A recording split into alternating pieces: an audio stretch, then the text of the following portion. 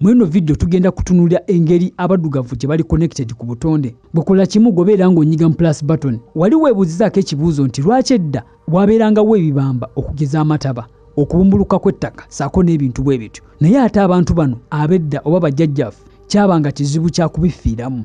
Era wali weebuuzizaako bajjajjaffe baasobolanga batya okuwangaala n'ebisolo bino ebikambwe, ogamba ng'empologoma saako n'ebisolo ebirala nga tebisobodde kubalya kubamalawo. Oba wali weebuuzizaako nti bano abantu baasobolanga batya okubala obudde. Kati wano be tugenda okutunuulira. Katonda ng'atonda ensi yatonda omuntu n'amuteekamu, era nga omuntu ono gwe yateeka mu nsi nga yalina okufuga buli kimu kyonna ekiri ku nsi, ekiri mu mazzi saako n'ebyo ebyewalula. Kati omuntu okuteekebwa ku nsi kuno nga yalinga manager ow'ebintu byonna ebiri ku nsi, kyakitegeeza nti ebintu bino birina okumuwuliriramu era birina okumuweereza.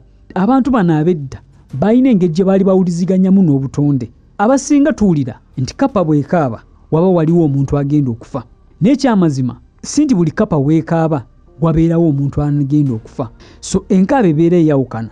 N'olwokuba nti abantu bano abedda baabanga connected nga bamanyi nti bw'ekaaba bweti kiba kitegeeza kino, nti bw'ekaaba bweti kiba kitegeeza kino, nga basobola okukwawula amaloboozi ago. Olw'ensonga nti ebisolo bino n'ebinyonyi Katonda yabiwa okumanya okwenjawulo ate okwawukanako ku muntu nti byo bisobola okusensinga ekintu newankubadde nga gwe oba tonaakukiraba oba kukiwulira. Kati abantu bedda oba tusingira waawano nti bo olw'ensonga nti balina connection n'ebisolo bino n'ebinyonyi bino byasobolanga okubalabula era ne bategeera ebinyonyi bino oba ebisolo bino kye bitegeeza. Buli kimu kyalinga ekiri connected mu misaayi gyabwe nti enkuba ng'eneetonnya ng'omuntu asobola okumanya nti kati enkuba eno egenda okutonnya ejja kubaamu kibuyaga. Ebyo byonna baali basobola okubitegeera olw'ensonga nti bakozesanga nnyo emibiri gyabwe okusoma n'okutegeera ekyo kyonna ekibeera kibeetoolodde. Bwe kuba akafaananyi nga twali tetulina kiriniki yonna naye ng'omuntu bw'amenyeka okugulu bakuyunga bulungi. Kakasa nti waliwo yali alabyeko ku bantu ab'ebika bino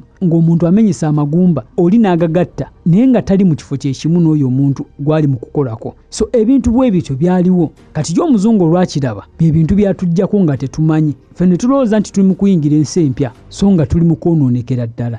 Abaddugavu balina engeri gye baali bategeeramu ebintu eyeewunyisa, okugeza ng'omugenyi anaakyala ng'oli asobola okukimanya, omuntu ng'anaafa ng'oli asobola okukimanya, omuntu ng'anaatambula olugendo oli ng'asobola okukimanya. Ebintu bino bye ndi mu kwogerako na kati saawa zino abantu abakyalina obwo busobozi bakyabirina era babimanyi.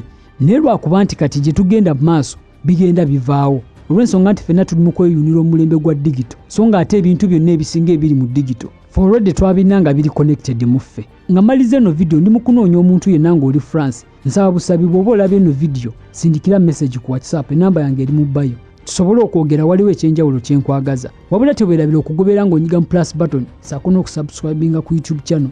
Kwebaza olwakadde kuwadde okulaba eno video era nkwagaliza ekiseera ekirungi.